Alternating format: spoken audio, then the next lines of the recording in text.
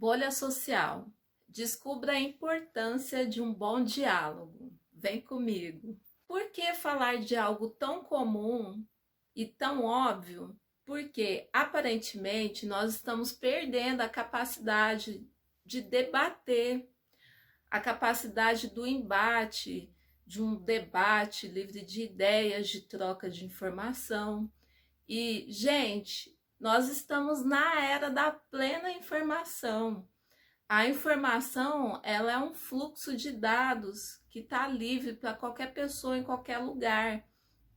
Então, não é o momento para a gente matar o debate. É tempo de dialogar, de conversar, de falar, de expor sentimentos, de expor ação. Por quê? Os sentimentos, eles são como alimentos. Então, assim, quando você reprime, o que que acontece? Vai para algum lugar. Então, é preciso que você exponha isso de uma forma calma, pacífica, usando da comunicação não violenta, que tudo dá certo. Um problema recorrente também que a gente tem encontrado no nosso debate é que assim, as pessoas têm cada vez mais certezas e mais opiniões, né? E o que que acontece? Elas falam assim, é do jeito que eu penso e pronto. Mas o que que acontece? Quando alguém chegar com uma resposta pronta para você, questiona ela. Questiona porque isso é uma forma de você chegar, de você criar uma conexão com ela. Você está mostrando interesse. Você quer saber, fulano, por que que você pensa dessa forma? Ah, tá, é isso. Ah, entendo. Mas por quê? Mas por quê? Na Grécia Antiga, essa técnica era chamada de maiêutica. O Sócrates, ele confrontava os discípulos dele que chegavam com respostas prontas dessa forma. Quando eles tinham certezas acerca do amor, acerca das angústias, de tudo aquilo que fazia parte do universo da época, Sócrates simplesmente perguntava por quê?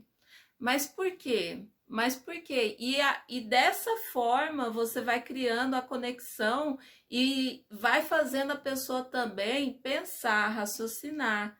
É uma forma de você chegar no outro.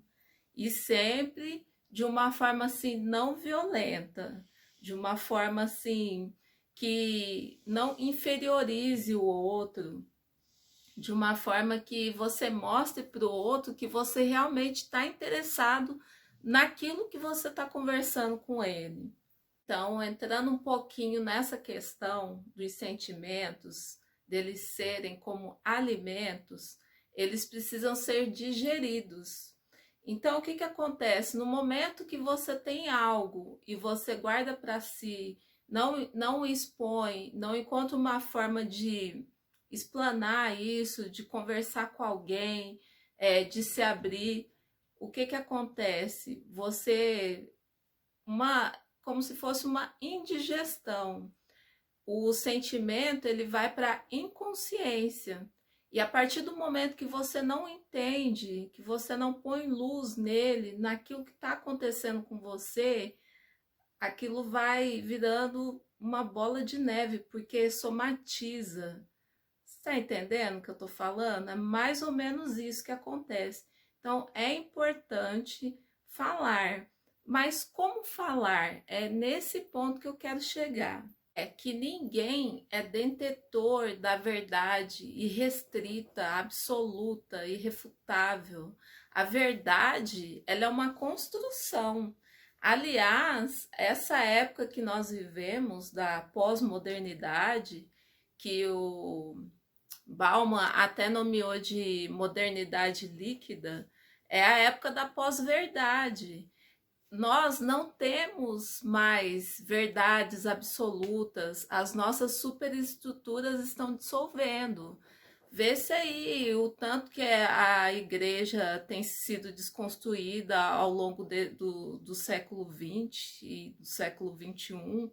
o tanto que aquela moralidade que existia sobre nós tem decaído cada vez mais.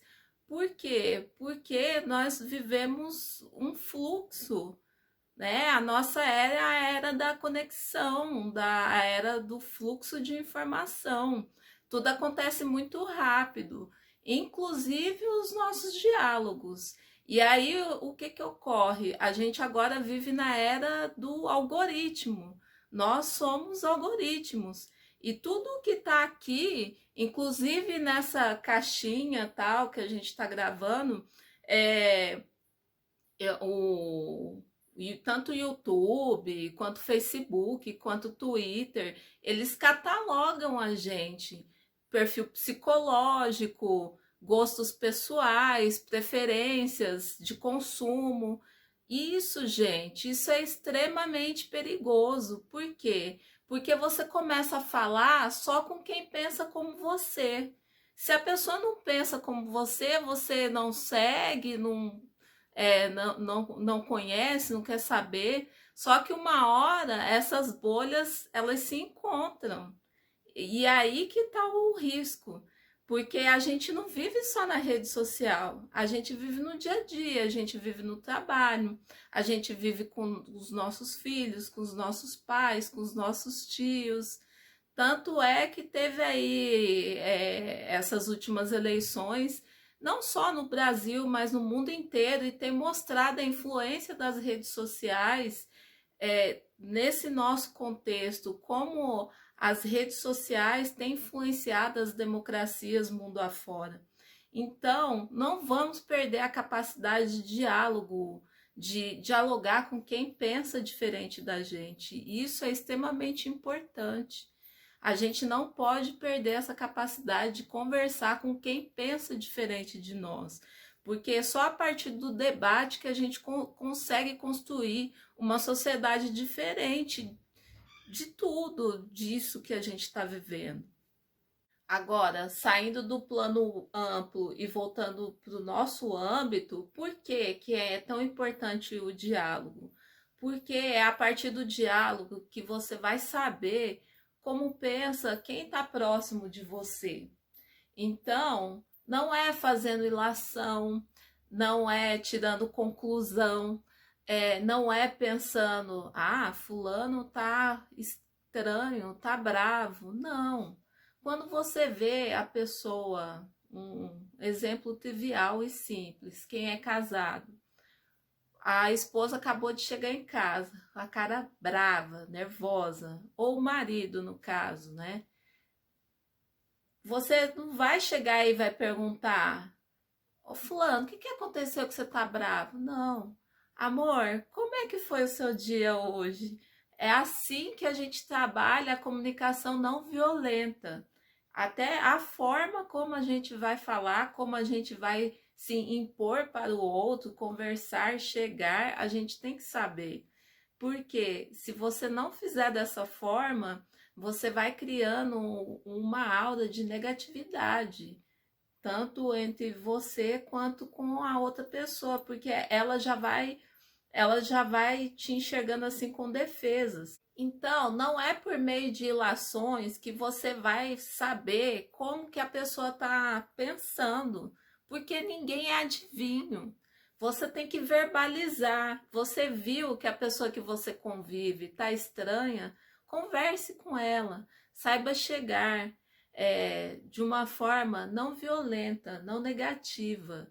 Você chega e simplesmente pergunta: como foi o seu dia, fulano?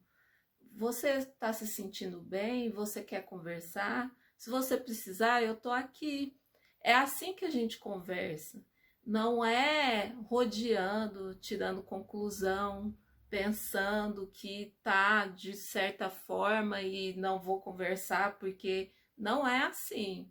A gente tem que aprender a estabelecer um diálogo, a ser transparente, tanto em casa, quanto no trabalho, quanto no dia a dia com os nossos amigos, com os nossos conhecidos. Quanto mais transparente você for, você vai transmitir uma aura positiva, uma aura de confiança, que qualquer pessoa vai chegar e vai sentir aquela energia que você tem. Por quê? Você é uma pessoa tranquila. A pessoa que é cheia de defesa, a pessoa que é cheia de pensamentos negativos e de conclusões e de julgamentos do outro dentro da mente, ela é uma pessoa pesada. Quando você vai estabelecer um diálogo, tira. É claro que nós, seres humanos, não tem como extirpar de uma só vez todo o julgamento, mas seja uma pessoa mais leve, vai com uma carga menos pesada, sabe? Chega no outro, conversa, sabe? De uma forma não violenta, de uma forma positiva, que com certeza os seus diálogos serão muito melhores, mais bem-sucedidos daqui para frente, eu te dou certeza, porque você vai ser uma pessoa leve e todo mundo gosta de ficar próximo de pessoas leves, de pessoas alegres, para cima, que sabem conversar, que sabem dialogar. Agora sim, só para falar com vocês aqui rapidinho a respeito da comunicação não violenta, ela é uma comunicação que vai trabalhar primeiro a empatia, você vai trabalhar a conexão com o outro, você vai criar um vínculo afetivo com a outra pessoa antes da comunicação. Essa forma de comunicação, ela já tem estudos científicos de como a vida da pessoa melhora a partir do momento que ela começa a usar ela na vida. E aí eu vou mais fundo, não é a questão só da comunicação não violenta, é a questão do diálogo.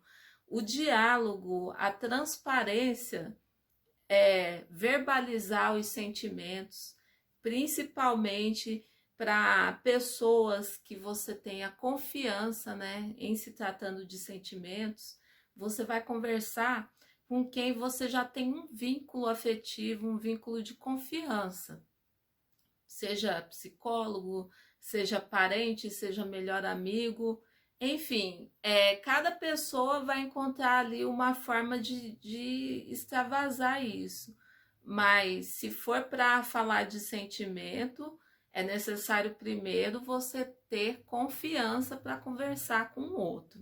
E é isso, gente. Enquanto o diálogo ele vai criando vínculos, o que que acontece? As bolhas elas vão criando separações. Aí ela vai criando um cenário propício para a intolerância, para tudo isso que a gente tem visto, neonazismo, sabe? Em pleno século XXI, as pessoas com extremismo, com radicalismo, sabe? É porque esse cenário de bolha social, ela cria um ambiente propício para a intolerância, para o extremismo e para o radicalismo. Por isso que essa a minha bandeira, essa é a minha campanha. Vamos dialogar mais, vamos conversar com as pessoas que pensam diferente da gente, porque a gente não vai conseguir mudar, né, a nossa sociedade como um todo, seja quem for que estiver no ápice do poder executivo, a gente não vai conseguir mudar se a gente não mudar aqui, ó, da base da pirâmide, se a gente não começar a dialogar, né, uns com os outros. E a gente tem que dialogar aqui para mudar lá em cima. Agora eu só quero fechar aqui com uma frase que em tempos líquidos, que são esses que a gente está vivendo, sábios são aqueles que buscam conexões, que busca no outro aquilo que o conecta ao outro e não aquilo que o separa. Vamos nos conectar, gente. Vamos viver próximos, porque o poder está com a gente. A partir do momento que a gente se unir, se organizar, aprendendo a dialogar, primeiro dentro da nossa casa, dentro da nossa família, partindo para a sociedade, é que as coisas vão mudar. entendeu? E é um passinho de cada vez, tá bom? Então, eu vou ficando por aqui. Se você gostou desse vídeo, curte, compartilha, se inscreve no canal, dá uma forcinha, tá bom? E olha, luz na mente, paz na alma para vocês, tá bom? Tchau, tchau. Beijo.